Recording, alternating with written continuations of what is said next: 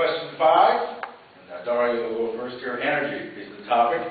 Before the disaster in the Gulf, this administration was capping trade policy. What changes in our energy policy would you support to both decrease our dependency on foreign oil and reduce the risk to the environment? There's a lot of things that we can do. First of all, I would say that we need to look at nuclear power again. It's a long-term solution. It's going to take a while, and the environmentalists will probably block a lot of the plants. It's a good long-term solution where you have approximately 90 to 95% capacity at the nuclear power plants. Very safe. Europe uses them. We have 4 plants going. We're seeing Westinghouse putting 4 plants into China. Japan operates on nuclear energy. It works. Clean nuclear energy. In addition, we've got all kinds of issues right now in the Gulf with deep water drilling, but shallow drilling has been very effective. I think we can continue with drilling offshore when it comes to shallow waters. In addition to that, this country is rich in natural gas. All we have to do is buy a few trucks. We can build trucks, we know how to do that, and we will have the natural gas that we need. There's drilling that can be done on land in the United States with a very small footprint. We can do this effectively. If you look at alternative forms of energy that this administration is pushing, while they may be a nice option or sound very good, the cost is extremely high. With cap and trade, we're looking at costs that this administration is pushing on us that will run between $1,500 and $3,000 per family per annum. We cannot afford this.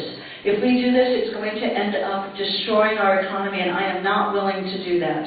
There are a lot of options that we should look at. We can look at a multi-pronged approach, and we need to do it now.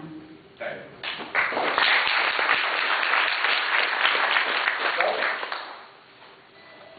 America has to exploit every source of energy it has. Oil, coal, gas, wind, solar, hydro, nuclear, everything it has. And it has to do it all at once, because we have an expanding need for energy. Now, cap and trade is designed to squash that need, and what it will do is stifle our economy. We cannot stop producing conventional fuels until we have an alternative. We can't say we're not going to drill for oil and we're not going to burn coal until we have solar and wind in place, because solar and wind are not here yet. So we have to exploit everything at the same time. And obviously we need to do it responsibly. There are a lot of places where we could be drilling on land, which is a lot safer than drilling in a mile of water. But we're not, because the government won't let us do it. It's pushing drilling farther and farther away. And that is unsustainable, because because drilling in a mile of water is very hard, and as we can see, it's dangerous. So we have to exploit every source of energy we have in order to keep our growing economy growing again.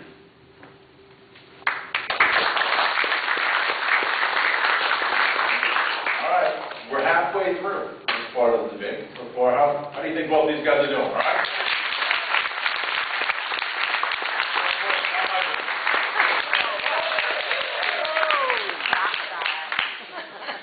All right, Doug, you're up next. And the topic is going to be budget reduction.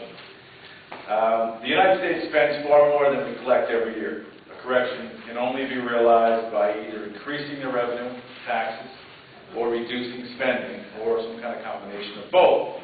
Which specific spending cuts or tax increases do you propose to restore our economy? The government has to stop spending so much money. It's just that simple. We cannot continue to spend more money than we have. There are less and less people that pay taxes every year, and those people still vote. And they vote to increase the taxes on the dwindling number of people who do pay income taxes.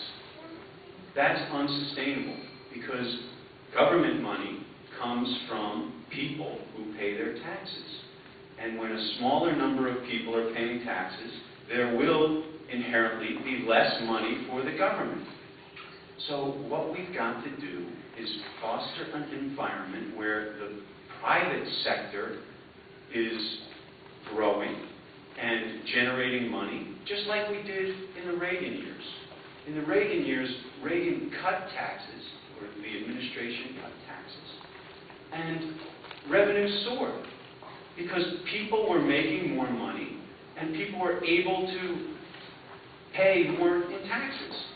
Well, if we keep crushing the private sector, the government is not going to have the money, and we're going to have to cut massively into the government.